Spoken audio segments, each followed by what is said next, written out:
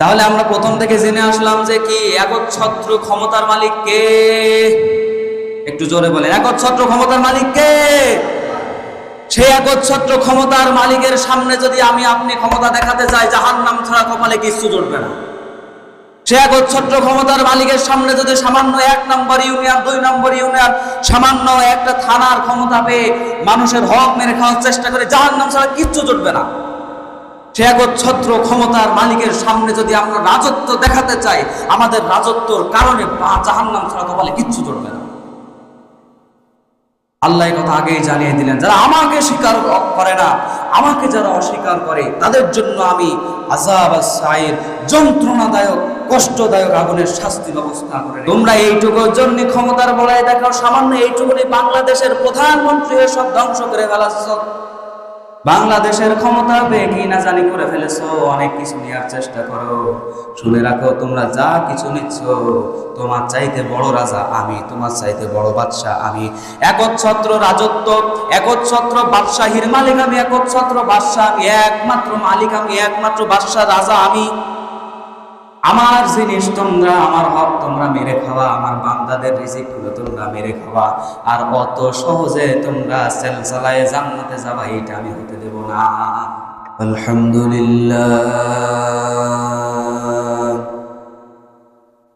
আলহামদুলিল্লাহ নাহমাদুহু ওয়া নাস্তাঈনুহু ওয়া নাস্তাগফিরুহু ওয়া নু'মিনু বিহি ওয়া নাতাওয়াক্কালু আলাইহি ওয়া নাউযু বিল্লাহি মিন شرور أنفسنا من يهده الله فلا مضل له ومن يضلله فلا هادي له ونشهد أن لا إله إلا الله وحده لا شريك له ونشهد أن سيدنا وحبيبنا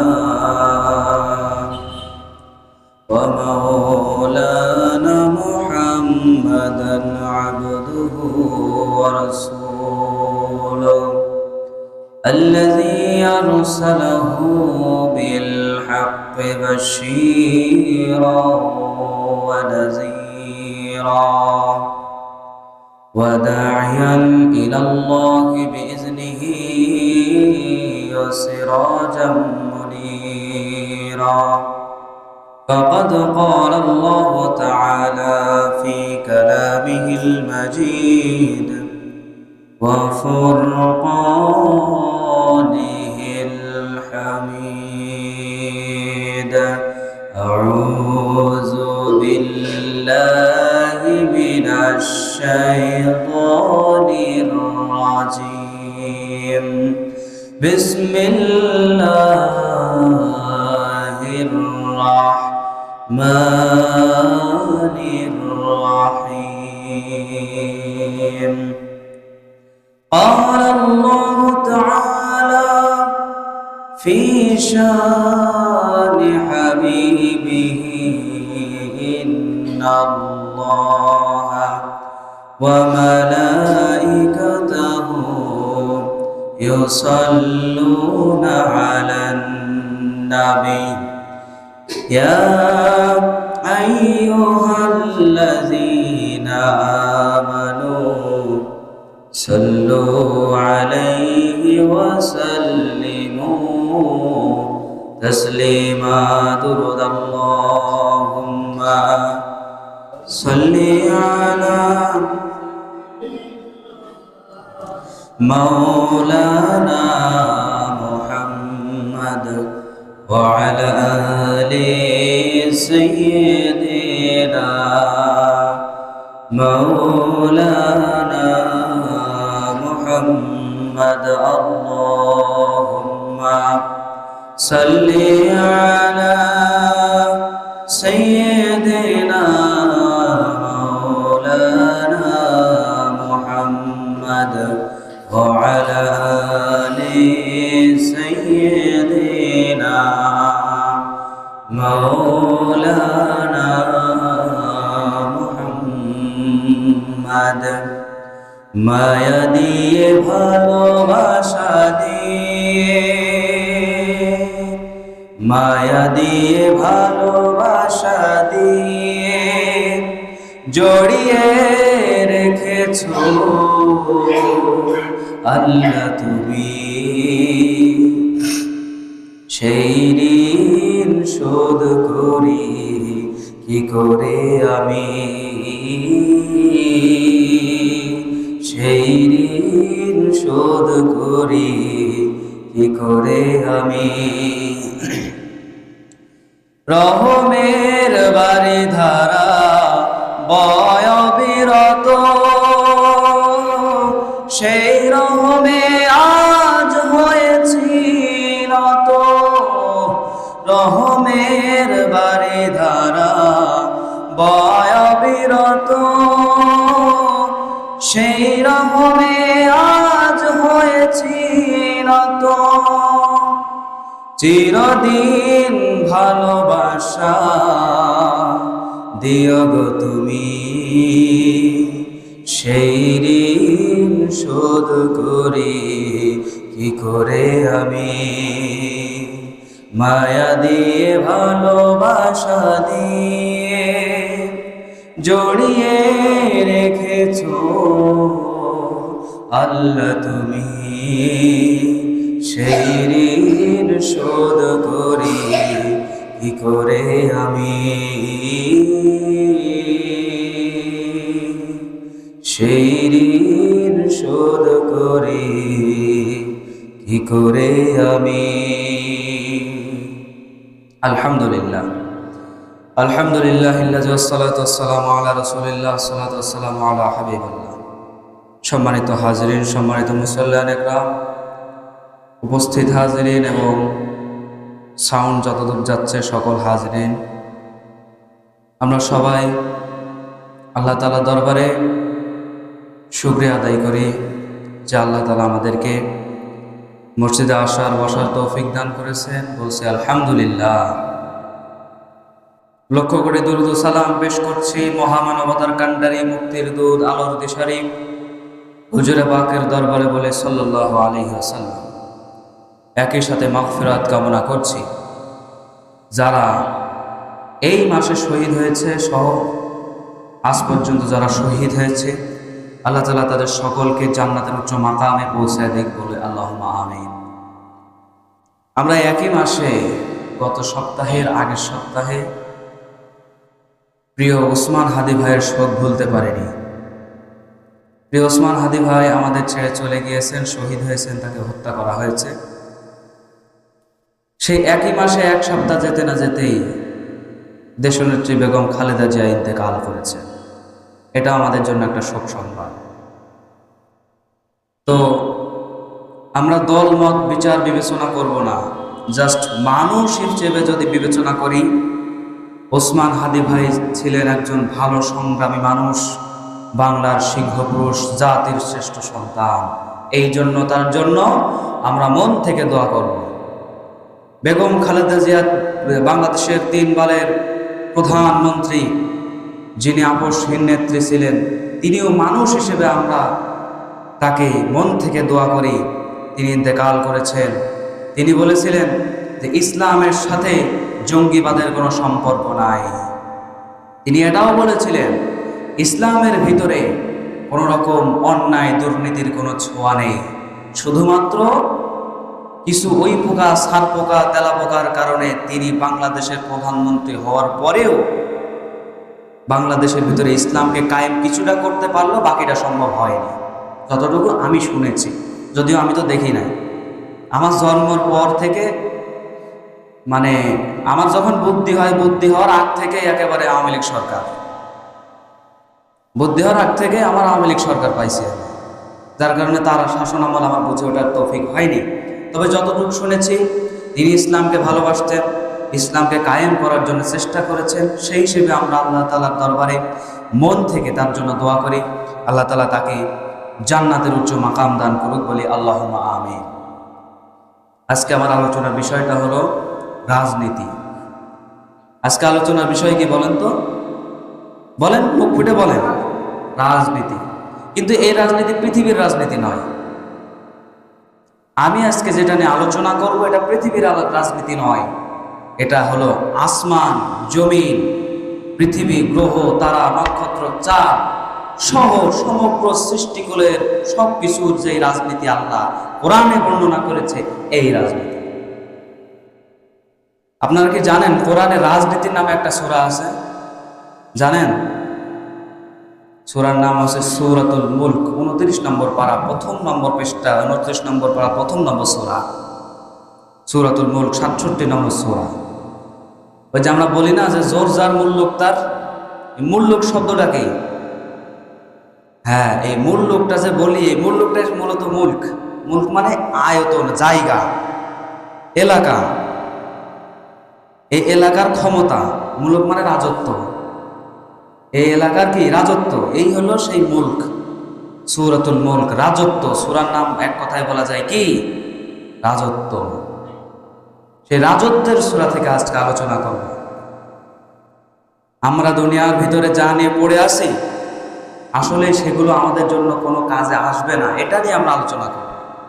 দুনিয়ার ভিতরে যে রাজনীতি আমরা করি, সেই রাজনীতি আমরা আসলে করতেই পারি না, সেটা নিয়ে আলোচনা করব। অথচ আল্লাহ কি রাজত্বের কথা তিনি বোঝালেন আমাদের, সেটা আমরা আজকে জানবো ইনশাআল্লাহ।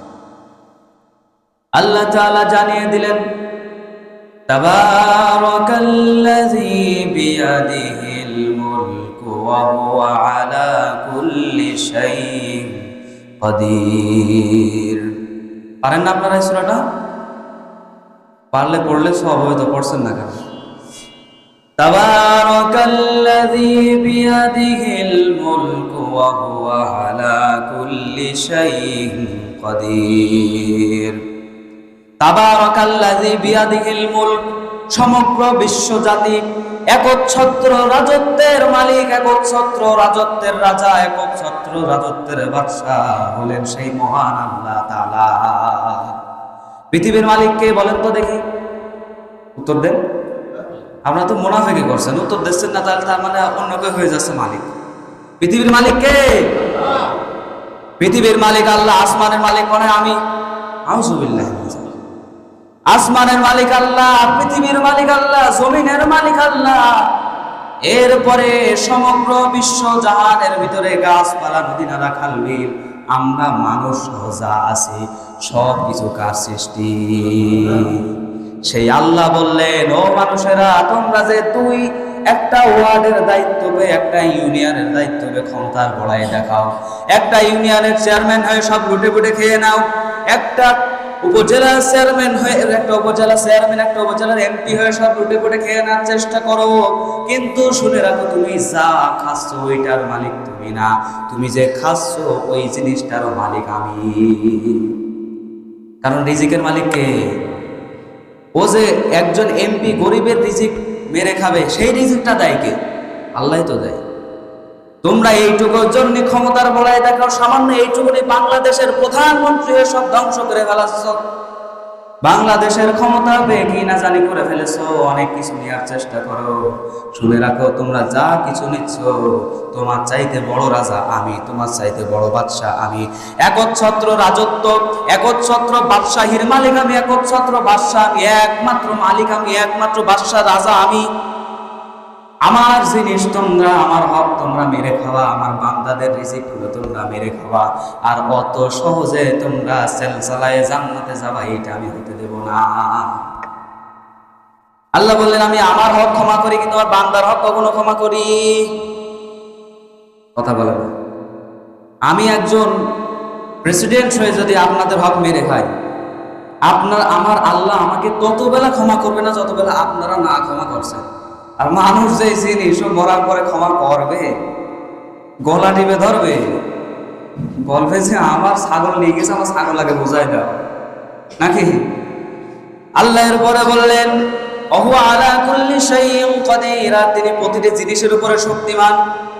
তুমি শুধু বাংলাদেশের উপরে পুলিশ প্রশাসন দিয়ে সেলুট মারাও, তুমি পুলিশ প্রশাসন দিয়ে তুমি রাজত্ব করো, কিন্তু যেই পুলিশ প্রশাসন দিয়ে তুমি রাজত্ব করছো, পুলিশেরও চাকরি আমি দিছি, ও পুলিশের রিজিকের ব্যবস্থা আমি করিস, ওই পুলিশের মালিক আমি, ওই সব কিছুর মালিক আমি, তুমি রাজত্ব কোথায় দেখাচ্ছ? এরপর আল্লাহ বললেন, আল্লাযী খালাকাল মাউতা ওয়াল হায়াতা লিয়াবলুয়াকুম আইয়ুকুম আহসানু আমালা ওয়া হুয়াল আজিজুল গফুর। তাফসীর আমার সামনে খোলা আছে। আল্লাহ এরপরে বললেন আল্লাযী আমি খলাকা সৃষ্টি করেছি মাউতা মৃত্যুকে ওয়াল হায়াতা জীবনকে, আমি জীবন এবং মৃত্যুকে সৃষ্টি করেছি লিয়াবলুয়াকুম আইয়ুকুম আহসানু আমালা, তোমাদের আমল সমূহ, তোমাদের কাজ সমূহ কার কেমন হয় এটা দেখার জন্য। এই জন্য আল্লাহ আগেই বলেছিলেন ইন্নী জাইলু ফিল আরদি খলিফা, আমি দুনিয়াতে মানুষ পাঠাবো, খলিফা পাঠাবো, এবং এই মানুষদের জন্য জীবন মৃত্যু সৃষ্টি করে দিয়েছেন। কেন সৃষ্টি করে দিয়েছেন? জীবন এবং মৃত্যুর মাঝখানে আমরা কি আমল করি, কি কাজ করি, আল্লাহ কি জন্য পাঠিয়েছে আর আমরা কি করছি, সেই হিসাব আল্লাহর কাছে দিতে হবে না? হবে না? দিতে হবে না? এই জন্য আল্লাহ বললেন জানো আমি বুঝতে পারি তোমাদের ভিতরে কে শ্রেষ্ঠ। আল হায়াত আল্লাযী খালাকাল মাউতা ওয়াল হায়াতা, জীবন আর মৃত্যুর মধ্যে তোমরা একজন আরেকজন থেকে কেমন ভালো হতে পারো, কে সবচাইতে আমলের দিকে ভালো হতে পারে, এটা আমি দেখতে চাই। এই জন্যে আমি জীবন এবং মৃত্যুকে সৃষ্টি করেছি।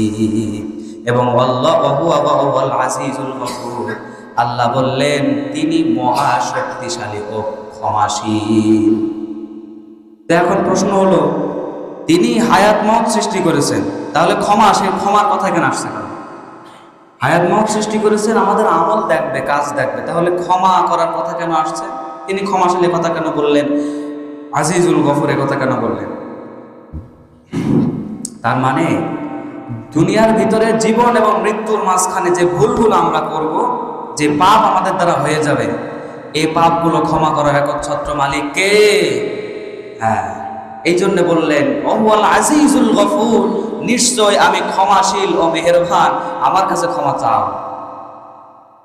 তোমরা একচ্ছত্র মালিকানার মালিক যে তার কাছে ক্ষমা চাও, যার তার কাছে ক্ষমা চাইলে হবে না, তার কাছে আল্লাহর কাছে সঠিক জায়গায় ক্ষমা চেয়ে দেখো। আল্লাহ যদি ক্ষমা করে তোমার আখিরাতও, তোমার দুনিয়াও সফল, আখিরাতও সফল।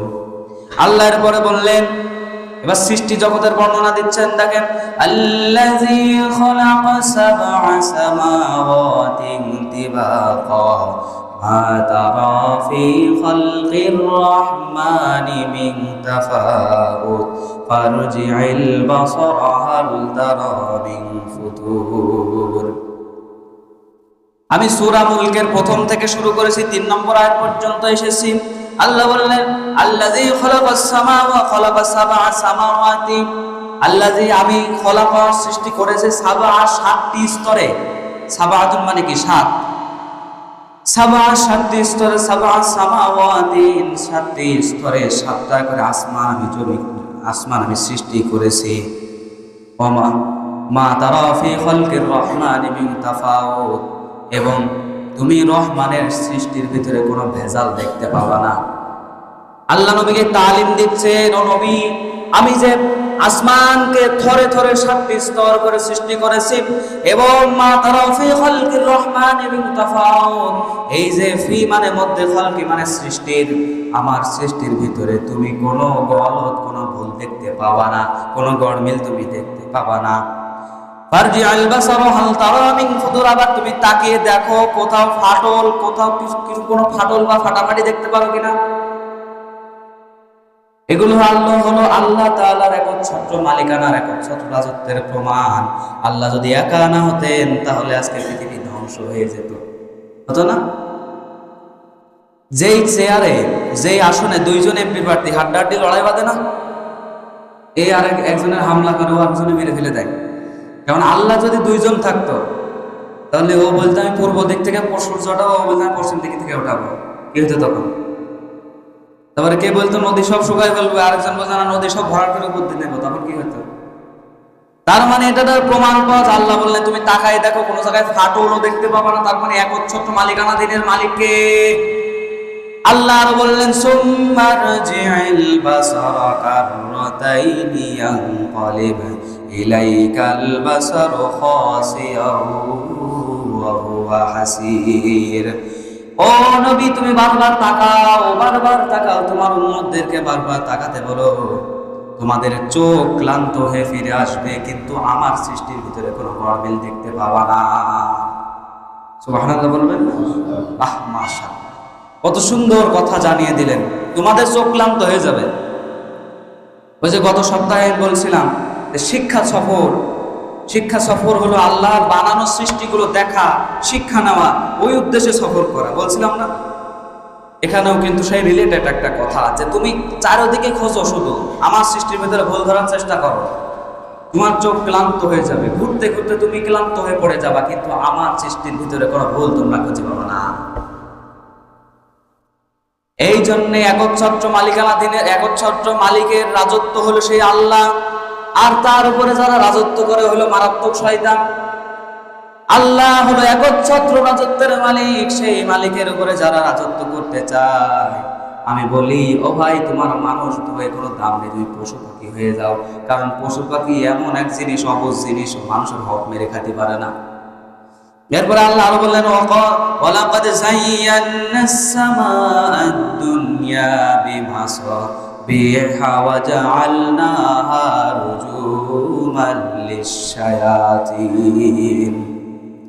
রুজুমান লিশ-শায়াতিন ওয়া আ'তাদনা লাহুম আযাবাস সাঈর। আমি তোমাদের কাছের আসমানকে, এখানে একটা বিজ্ঞান আছে, আমি একটু বোঝাই। আমি তোমাদের কাছের আসমানকে তারা দিয়ে সাজিয়েছি, নক্ষত্র, গ্রহ, চাঁদ দিয়ে সাজিয়েছি, মিউজিক বাদ্যের মতো আলোকোজ্জ্বল করে তোমাদের কাছের আসমানকে সাজিয়ে দিয়েছি। এবং এই তারাগুলোর মাধ্যমে আমি শয়তান তাড়ানোর ব্যবস্থা করে রেখেছি। এবং শয়তানদের জন্য লাহুম আযাবুন আযীম, লাহুম আযাবাস সাঈর, শয়তানদের জন্য আমি যন্ত্রণাদায়ক আগুনের শাস্তির ব্যবস্থা করে রেখেছি। এবার বিজ্ঞান কি দেখেন, যে আসলো তারাগুলোর মাধ্যম দিয়ে শয়তান তাড়ানোর ব্যবস্থা। এখানে রহস্য আছে না? আপনারা বলছেন কিনা আমি একটু দেখি। এখানে কি রহস্য আছে না? যে তারাগুলো সৃষ্টি করে রেখেছি, এইগুলোর মাধ্যম দিয়ে আমি শয়তান তাড়াই। রহস্য আছে কিনা? এর রহস্য হলো, মাঝে মাঝে পৃথিবীতে অ্যাস্টেরয়েড পড়েন, অ্যাস্টেরয়েড, উল্কাপিণ্ড, অগ্নিকুণ্ড, মিসাইল, অ্যাস্টেরয়েড আকাশ থেকে যেগুলো পড়ে, মাঝে মাঝে পৃথিবীতে পড়ে। সবসময় পৃথিবীতে পড়ে না, তো পৃথিবীর বাইরে ঘোরাফেরা করে। তো আল্লাহ তাআলা এটার ব্যাখ্যা, আমি এটার ব্যাখ্যা করতে যে দেখেছি, এই তারাগুলো থেকে এই উল্কাপিণ্ডের ব্যবস্থা আল্লাহ করেছেন। এই তারাগুলো থেকে অ্যাস্টেরয়েডের ব্যবস্থা আল্লাহ এইভাবে ফিট করে রেখেছে, মিসাইলের মতো, ক্ষেপণাস্ত্রের মতো। শয়তান জিনগুলো যদি কোনো গণকের কথা শুনে, কোনো কারোর কথা শুনে উপরে উঠে উপরে খবর নিচে নিয়ে আসতে চায়, তখন ওই উল্কাপিণ্ডকে প্রতিহত করা হয়। অনেকে আছে না, গণক আছে না, ভবিষ্যৎবাণী করে, সম্পূর্ণ মিথ্যা। ওই ওদের হাতে যেসব জিনগুলো কন্ট্রোলে থাকে, যেসব শয়তানগুলো ওদের গোলামি করে, ওরা যখন উপরে উঠে আল্লাহর কাছ থেকে খবর নিয়ে আসতে যায়, তখন আল্লাহ এই তারাগুলো থেকে তৈরি করা অ্যাস্টেরয়েড, মিসাইল, ক্ষেপণাস্ত্র শয়তানের দিকে ছুড়ে দেয় এবং শয়তান নিচে নেমে যায়, আর উঠতে পারে না। কাজে আল্লাহ সেই গায়েবের মালিক, যেই গায়েবের খবর দুনিয়ার কারোর জানার ক্ষমতা নাই। এরপর আল্লাহ বললেন, ওয়াল্লাযীনা কাফারু বিরাব্বিহিম আযাবু জাহান্নাম ওয়া বিসাল মাসীর। আর যারা তাদের রবকে অস্বীকার করেছে, তাদের জন্য রয়েছে দোজখের শাস্তি, আর তারা বড়ই খারাপ ঠিকানা। পৃথিবীর বুকে যারা 2 টাকা 3 টাকার নেতাগিরি করে, সামান্য 2-1 অঞ্চলের নেতৃত্ব পেয়ে, সামান্য 2-1 জায়গার নেতৃত্ব পেয়ে সব লুটে পুটে খাওয়ার চিন্তা ভাবনা করে, আল্লাহ বললেন তারা আমাকে অস্বীকার করলো, আল্লাহুম্মা আযাবাস সাঈর, আমি তাদের জন্য যন্ত্রণাদায়ক আযাবের ব্যবস্থা করে রেখেছি। তাহলে আমরা প্রথম থেকে জেনে আসলাম যে কি একচ্ছত্র ক্ষমতার মালিক কে? একটু জোরে বলেন, একচ্ছত্র ক্ষমতার মালিক কে? সেই একচ্ছত্র ক্ষমতার মালিকের সামনে যদি আমি আপনি ক্ষমতা দেখাতে যাই, জাহান্নাম ছাড়া কপালে কিচ্ছু জুটবে না। সে একচ্ছত্র ক্ষমতার মালিকের সামনে যদি সামান্য 1 নম্বর ইউনিয়ন, 2 নম্বর ইউনিয়ন, সামান্য একটা থানার ক্ষমতা পেয়ে মানুষের হক মেরে খাওয়ার চেষ্টা করে, জাহান্নাম ছাড়া কিচ্ছু জুটবে না। সে একচ্ছত্র ক্ষমতার মালিকের সামনে যদি আমরা রাজত্ব দেখাতে চাই, আমাদের রাজত্বর কারণে জাহান্নাম ছাড়া কপালে কিচ্ছু জুটবে না। আল্লাহ এই কথা আগেই জানিয়ে দিলেন, যারা আমাকে স্বীকার করে না, আমাকে যারা অস্বীকার করে তাদের জন্য আমি আযাব আস-সাঈর, যন্ত্রণাদায়ক কষ্টদায়ক আগুনের শাস্তি ব্যবস্থা করে রেখেছি। আমি এখানে আজকে নেতৃত্ব দিচ্ছি, এখানে নামাজ পড়াচ্ছি, ইমামতি করছি, আমি এই জায়গার একজন বাচ্চার যদি হক মেরে খাই, সামান্য 4 আনার হক যদি আমি খাই, ওই 4 আনার হিসাব আল্লাহর কাছে আমাকে কড়ায় গন্ডায় বুঝিয়ে দেওয়া লাগবে। কারণ আল্লাহ আগেই বলছেন, তাবারাকাল্লাযী বিয়াদিহিল মুলকু ওয়া হুয়া আলা কুল্লি শাইইন কাদির, তোমরা বড় ক্ষমতাবান নয়, একচ্ছত্র রাজত্বের বাদশাহ রাজা হলাম আমি, আমার কাছে ফিরে আসা লাগবে, হিসাব দেওয়া লাগবে। তাহলে এই যে আপনি আমি রাজনীতি করি, এই যে বলছেন না যে আজকে রাজত্বের কথা বলবো, আপনি আমি যে রাজনীতি করি যে আমি সব, অথবা আমার নেতা আসলে আমার এই হবে, আমার নেতাই সব কিছু না, আপনার নেতা আল্লাহর সামান্য গোলাম। আর আল্লাহর সামান্য গোলাম হয়ে যদি বেশি মাতব্বরি করতে যায়, বেশি পাকামি করতে যায়, আল্লাহর কাছে ধরা না খেয়ে বসে থাকবে? আল্লাহর কাছে 100% ধরা খাবে। আর শুধু নেতা না, আপনিও খাবেন, শুধু নেতা না, আপনিও খাবেন। কারণ আল্লাহ বলছেন হাসরের মাঠে নেতা কর্মী একসাথে হাসর হবে, একসাথে বিচার হবে। নেতা কি করেছে, ওই নেতাকে কে সমর্থন করেছে, ওই নেতার কথা শুনে একই কাজ কে করেছে, সব হিসাব হবে কি হবে না? এই জন্য আল্লাহ বললেন, এই তোমরা শোনো, এই মুলকের মালিক কিন্তু আমি। তোমরা কালো টাকা কালোবাজারি করবা, সুদ খাবা, ঘুষ খাবা, কেউ জানবে না, কিন্তু তোমরা যে খাচ্ছ, কোথায় বসে খাচ্ছ? পৃথিবীর ভিতরেই তো, পৃথিবীর মালিকই তো আমি, পৃথিবীর মালিকই তো আমি, কোথায় যাব? আমি তো সব দেখছি। সুতরাং নেতৃত্ববেদ, মানুষের হক মেরে খেয়ে নেতৃত্ববেদ ক্ষমতা দখল করে একচ্ছত্র মালিকের মালিকানা ভুলেছে, যদি কেউ মানুষের পেটে লাথি মেরে কষ্ট দেয়, মনে রাখবেন আল্লাহ তাআলা ওকে জীবনেও ক্ষমা করবে না, যত বেলা ওই ব্যক্তিটা তাকে ক্ষমা না করছে। একচ্ছত্র ক্ষমতার মালিক যিনি, সে ঘোষণা দিয়েছে তার জন্য বড়ই খারাপ ঠিকানা, জাহান্নামে যাওয়া লাগবে। এরপর আল্লাহ আরো বললেন, ইযা উলকু ফিহা সামিউ লাহা শাহীকাও ওয়া হিয়া তাফুর। আর এদেরকে জাহান্নামে যখন দেব, জাহান্নামের গর্জন তারা শুনতে পাবে, মারাত্মক ভয়ঙ্কর বিকট আওয়াজ তারা শুনতে পাবে, কানে শুনতে পাবে। সামিউ লাহা, তারা কানে শুনতে পাবে, এবং জাহান্নাম থেকে জাহান্নাম রেগে থাকবে, জাহান্নাম খেপে থাকবে, জাহান্নাম শুধু তাদেরকে খেতে চাইবে, জাহান্নামের খিদা মেটবে না, জাহান্নাম শুধু বারবার ওদেরকে গিলতে চাইবে। এই জন্য আল্লাহ বললেন, তাকাদু তামাইয়াজু মিনাল গায়জ কুল্লামা উলকিয়া ফিহা ফাওজুন সাআলাহুম খাযানাতুহা আলাম ইয়াতিকুম নাযীর। রাগের চোটে জাহান্নাম ফেটে পড়ে যাবে, এমন রাগ হবে ও জাহান্নামে ওর নিজের ক্ষুধা, নিজের খাদ্যদেরকে দেখে ও নিজে রেগে যাবে, খাওয়ার জন্য ব্যস্ত হয়ে যাবে। এবং তখন এই পাহারাদার ফেরেশতারা এই মানুষদেরকে, এই নেতাদেরকে, এই খেতাদেরকে, যারা মানুষের হক মেরে খেয়েছে, একচ্ছত্র রাজত্বের মালিকের উপরে যারা রাজত্ব করেছে, একচ্ছত্র রাজত্বের মালিকের কথা যারা মানে নাই, একচ্ছত্র রাজত্বের মালিকের কথা যারা অস্বীকার করেছে, ওদের কাছে পাহারাদাররা জিজ্ঞাসা করবে, জাহান্নামের পাহারাদাররা জিজ্ঞাসা করবে, ও মানুষেরা, তোমরা যে জাহান্নামে যাচ্ছ, জাহান্নাম তোমাদেরকে গিলে ফেলছে, তোমাদের কাছে কি কেউ কোনো সাবধানকারী আসেনি? তোমাদের কাছে কি কেউ আসেনি? আলাম ইয়াতিকুম নাযীর, নিষেধ করার জন্য নজির করা কেউ কি আসেনি? যদি আপনারা বলেন না আসেনি, তখন এই মসজিদের ছবি বড় প্রজেক্টরে দেখিয়ে দেবে যে ইয়ামিন এখানে দাঁড়িয়ে কথা বলেছে, সতর্ক করেছে।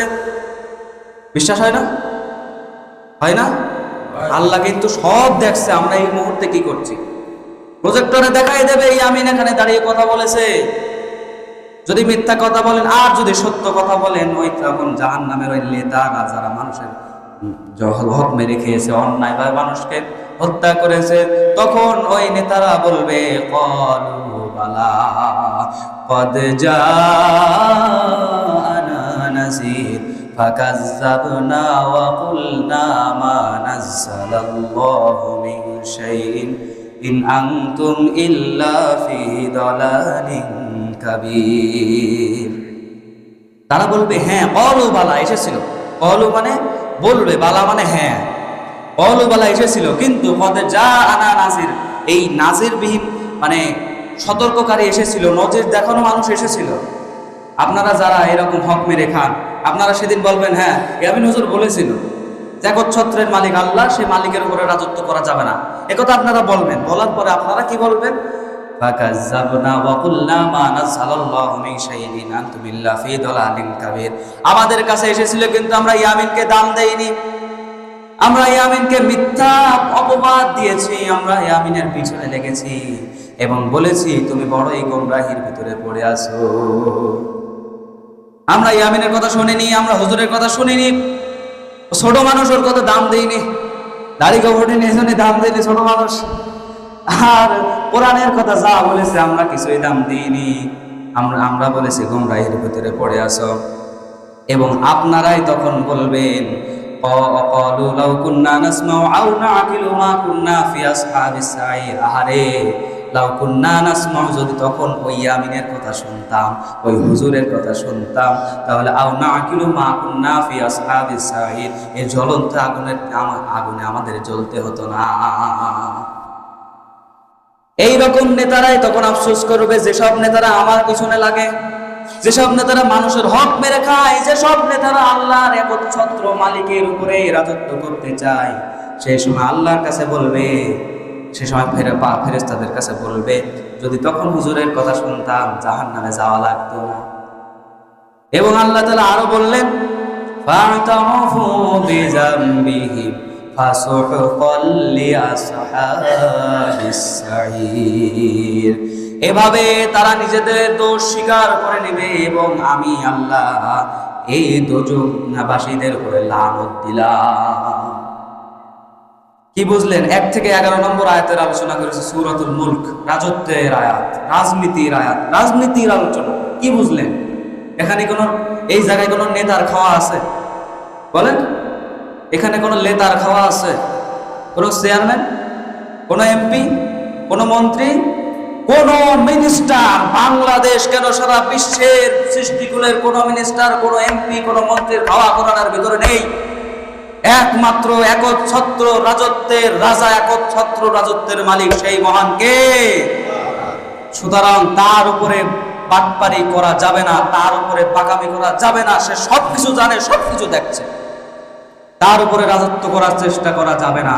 সে যা বলেছে তাই মানতে হবে, সে যা বলেছে তাই করা লাগবে, আর কোনো প্রশ্ন নেই, কোনো কথা নেই। করলেই এই যে আলোচনা করে দিলাম জাহান্নামে যাওয়া লাগবে, শুধু তাই নয়, আল্লাহ বলছেন ওই জাহান্নামীদেরকে আমি লানত দিলাম। তার মানে জাহান্নাম ফরজ, এই সব মানুষদের জন্য জাহান্নাম ফরজ হয়ে গেছে। যাই হোক, আল্লাহ তাআলা, আপনাদের কোনো প্রশ্ন আছে নাকি এই বিষয়ে? সূরাতুল মুলক আপনারা ব্যাখ্যা সহ পড়বেন। যাদের ভিতরে রাজনীতি নিয়ে একটু কানাঘুষা থাকে তারা সূরাতুল মুলক ব্যাখ্যা সহ পড়বেন, দেখবেন সবকিছু বুঝে আসবে, ক্লিয়ার হয়ে যাবে। দেখবেন ওখানে কোনো নেতা ভেতার খাওয়া নেই, আল্লাহ ছাড়া কোনো মালিকের কোনো কথা নেই। যাই হোক, তারপরও দুনিয়াতে যেহেতু ইন্নী জাইলুন ফিল আরদি খলিফা, আমরা খলিফা হিসেবে এসেছি, সেহেতু আমরাও নিজেদের নেতা হিসেবে নির্বাচিত করব, নিজেদের খলিফা, নেতা না খলিফা, নিজেদের প্রতিনিধি হিসেবে নির্বাচিত করব তাদেরকেই, যারা আমাদের কষ্ট বুঝবে, যারা আমাদের ব্যথা বুঝবে, যারা আল্লাহর আইনকে মানবে, যারা কুফরি করবে না, তাদেরকে আমরা আমাদের প্রতিনিধি হিসেবে বিবেচনা করবো ইনশাআল্লাহ। আল্লাহ তাআলা আমাদেরকে বোঝার, জানার, পড়ার এবং মানার তৌফিক দান করুক বলি আল্লাহুম্মা আমিন।